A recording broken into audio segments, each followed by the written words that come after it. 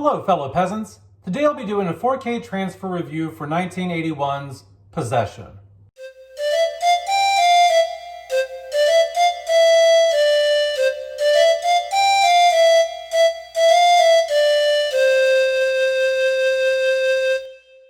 Alright guys, so I finally got around to watching Possession, and I watched it for the first time ever on 4K. That's right. I bought this blind. This is a blind buy. Never saw the film before, heard nothing but great things about it. I have my opinions on that. If you want to go watch the movie review that I just did, go check that out. But right now we're going to talk about the quality of this transfer. I got this transfer from the UK. This is from Second Sight. It was $44 once shipping and all that was said and done. Very expensive blind buy, but I heard, like I said, I heard nothing but great things about this film. I really like Sam Neill, and it seemed like a film that was right up my alley, you know. So I made the plunge, and I bought it, and I watched it. In terms of detail, I think that this is excellent looking. I think the detail is phenomenal, whether it's vegetation, clothing, the details in the brick on in the streets or on the buildings, when it's raining outside. Keep in mind, this is shot in Germany. It's set in Berlin, and so you have the whole the Berlin Wall, and so there's times where it's overcast, it's rainy, and that's kind of where the 4K really shines, is some of the overcast rain shots. There's not many, but there are times where things just look a little damp or wet outside, or just really cold. And I think that, the pores in the cement or the buildings and the wallpapers and just the textures in general of the architecture and the insides of homes and things like that look really good.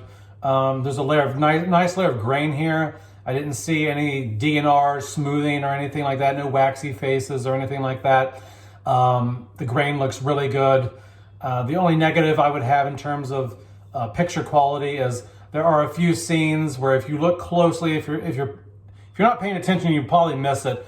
But on the left side of the screen, there's a very thin white line that's there, and I'm not going to say that's print damage or anything. I don't know what that is, but it's there, and maybe it's just baked into the cake. They couldn't get rid of that for whatever reason, but it is noticeable in a couple scenes. And there is a moment toward the end of the film that has like a bit of flickering, like right here on the screen. There's a bit of flickering towards the middle of the screen. I don't know what that is.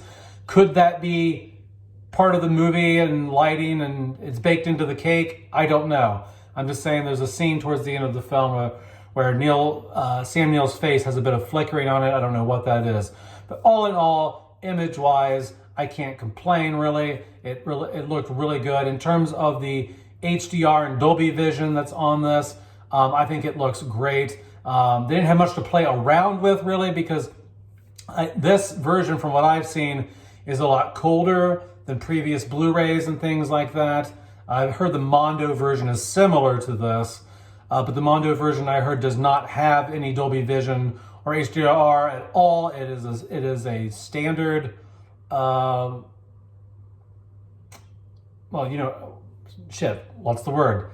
It's standard color. It's not HDR or anything.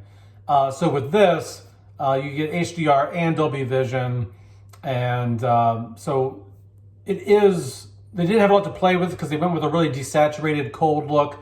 But I do think the overall look of the film, I think the film works better from the screenshots I've seen. I think the film works better looking cold than having a warmer tone. I think it adds to the sense of grief and the sense of depression and the sense of loneliness and like the divorce aspects of the film. I think that it being and just cold German Soviet, not Soviet, cold German Berlin Wall, just shit. You know what I mean? Like, it just looks dark and sad, and I think that the blue works really great for that, okay? In terms of the audio on here, I think the sound was good. I didn't have to crank my TV up a whole lot. Now, keep in mind, like I always say on these, I'm a tight ass.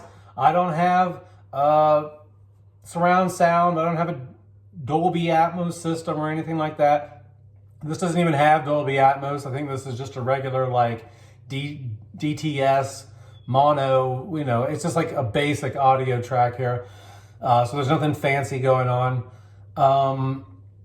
Special features wise, there are some special features. I have yet to check those out, so I can't vouch for those and tell you if those are good or not. But just in terms of picture quality and sound, because some 4Ks, man, you know, if you guys know, if you don't have surround sound or sound bars like me and you just use your TV, you know that 4K volume, the volume can be really low on a 4K disc. And so I didn't have any problems with this. You know, it was like on level 20 on my LG, and it sounded great. Some 4Ks, I got to crank it up to like 50 or 60 for some reason. But no, I can't complain. I just wish the movie was as good as it looked. You know, if you haven't seen my review yet, that's a little bit of a spoiler there. But yeah, so if you are a fan of this film, if you do like Possession, and you only own it on maybe DVD or Blu-ray, and you're like, I kind of want a cold look to it, or I want a higher resolution, I don't think you can really go wrong here. I think as someone who's never seen the film before, and just as someone who's just sitting down, watching an image, it's a really good image. It's a very pretty film to look at.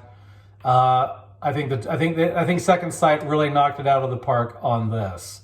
So anyway, guys, let me know in the comments below if you own I can't even talk today. If you own Possession on 4K from Second Sight and what you think about it. All right, peasants, have a good one. Peace out. Bye-bye.